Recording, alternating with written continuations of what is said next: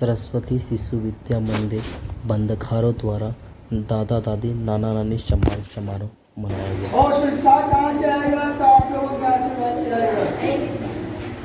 आप सभी तीसरी पीढ़ी के बच्चे हैं, विशाल बरगद का पेड़ है और आपके ही संतान है। ये तीसरी पीढ़ी है, किन्हीं का पोता पोती है, किन्हीं के नाती नतनी है।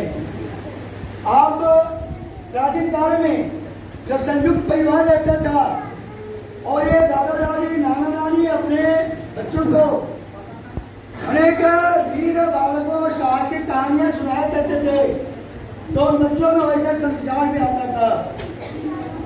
परंतु वर्तमान युग में एकल परिवार हो जाने के कारण अरे क्या बहुत जल्दी लोग घर में अलग हो जाते हैं और उसको और बल देने के लिए अभी एक दिन चली है क्या चारों बेटवन को अलग करवाने के लिए बहुत लोगों ने हाल कर दिया। तो ये हमारा संयुक्त परिवार जब था तो बच्चे के देखभाल कौन करते थे? दादा दादी नाना नानी देखभाल करते थे, माँ पिताजी काम करने के लिए जाते थे, अभी भी हो वैसा होता है। तो ये सौभाग्य है कि आपसे भी ये दादा दादी है इन लोग के, नाना नानी है इन बच्चों के, और आपका स्नेह आशीर्वाद इन सभी बच्चों को मिलता रहे। इन्हें आप भी अच्छी अच्छी कहानियां सुनाया करें। बच्चे घर में सुबह कैसे उठे, उठ करके धरती माता को प्रणाम करे, बड़ों को प्रणाम करे, भोजन करते समय भोजन मंत्र बोले। तो ये सब आप लोगों को देखना होगा, क्योंकि हम लोग का सहयोग करने वाले आप ही लोग हैं। ऐसा भी कहा गया कि परिवार प्रथम पाठशाला होता है।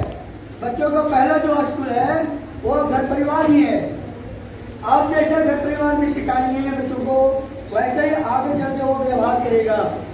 आप जितना स्नेह और लाड प्यार बच्चों को दीजिएगा, आपका बुढ़ापे का सहारा वो बच्चा बनेगा।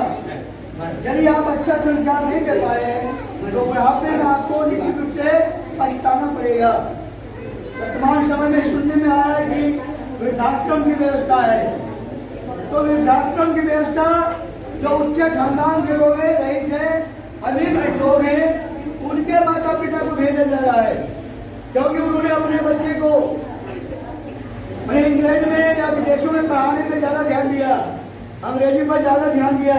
लेकिन हमारे घर परिवार में क्या होना चाहिए, कैसा संस्कार होना चाहिए, उस पर वो ध्यान नहीं दिया। परिणाम क्या हुआ? बेटा पुतों भी कमाने में अपना लगे हुए हैं, सास ससुर कहाँ है तो अपना वृद्धाश्रम में है, गिरडी में वृद्धाश्रम में।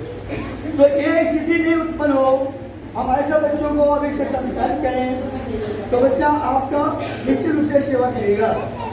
केवल ये कह देते हैं कि हम लोग बच्चे के प्रति पढ़ाने में बहुत मेहनत की है, बहुत मेहनत दिखना भी चाहिए ना। मेहनत आप कितना करते हैं ये दिखना भी चाहिए।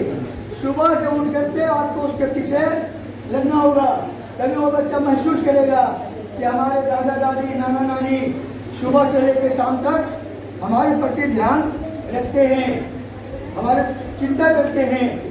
तो इसी से वो बाल बच्चा जो अभी आपका नातिक होता है वो आगे चल करके आपका वैसे ही सेवा करेगा। तो ये मुख्य उद्देश्य हम लोग का ये था कि अपना कुटुंब प्रबोधन का एक विषय है, और अपना विद्या भारती जो है विद्यालय